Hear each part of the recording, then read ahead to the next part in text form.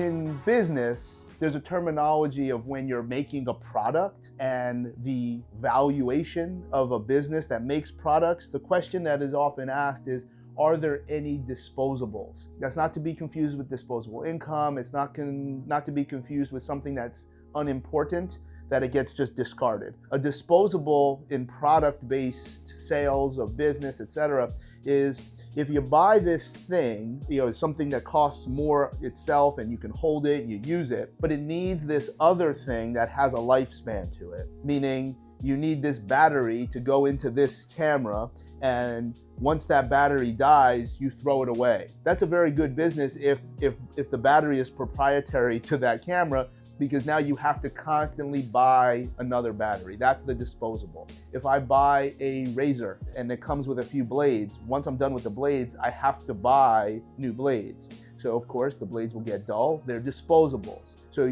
you might have a different profit margin on the thing, meaning you don't have to make a lot of money on that thing because you'll focus production, you'll focus distribution, you'll focus the other things. Everything is about the disposable because that's the life of this device. The device is useless unless you have these disposables. So that's a very, very desirable business structure if you can find a mousetrap that has a thing and another thing that has to make it work, but it only has a lifespan. You have to throw it away. So why am I talking about disposables? My opinion, when you bring together as many different relevant health, wellness, medical, fitness services together, fitness, the training, the lifting weights, the running fast, the jumping high, it can be Pilates, it can be yoga, it can be all your dancing, whatever your fitness is. In my mind, that's the disposable, not because it gets discarded, but because that is what happens for the lifespan. And when we look at other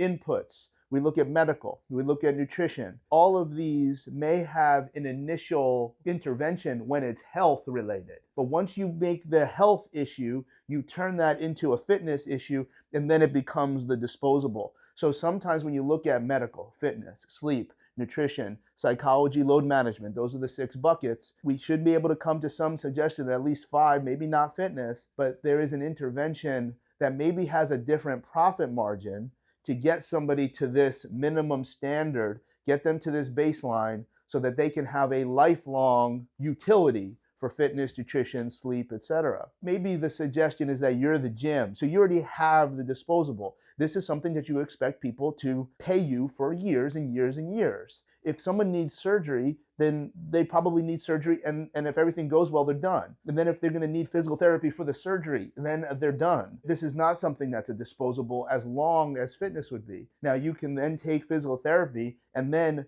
link that to a recovery process that might allow fitness to expand. It might allow volume of fitness to increase, but I probably don't need the surgeon. I probably don't always need medicine if it gets me to that minimum standard. Now we do know a lot of people need medicine just to maintain that minimum standard. That's fine. So then the medicine becomes part of the disposable. But there's only so many things that in a business you really can't, is typically, if not always, against the law for ethical reasons, and the law reflects ethics, that different people can't be pulling.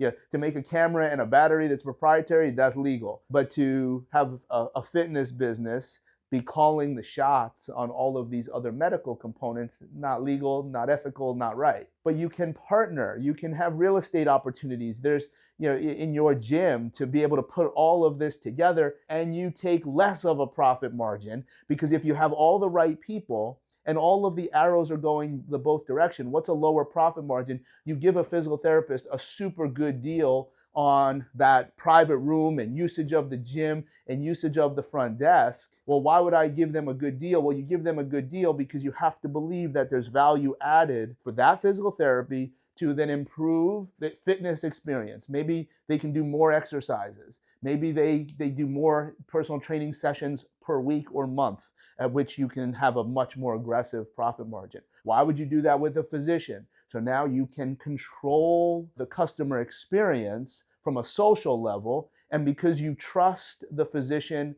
the chiropractor, the physical therapist, the registered dietitian, all of these things that you can't really leverage a profit, but you can rent them space and you can support their business, then those are all things that all be driving towards fitness. Fitness is the disposable. That's the thing that happens long term. If you want to bring all of this together, and I would dare say that I've got more than a couple of very high level experience points of trying to bring together these types of systems. We think that it happens in sports teams, and to a degree it kind of does, but ultimately in a private setting, you can bring together all of these things. I'm reticent to say the only way, but the best way for it to work is for everything to be driving fitness. And we just use a very, very traditional business approach that everything else is the camera, everything else is the handle. Fitness is the battery that has a lifespan.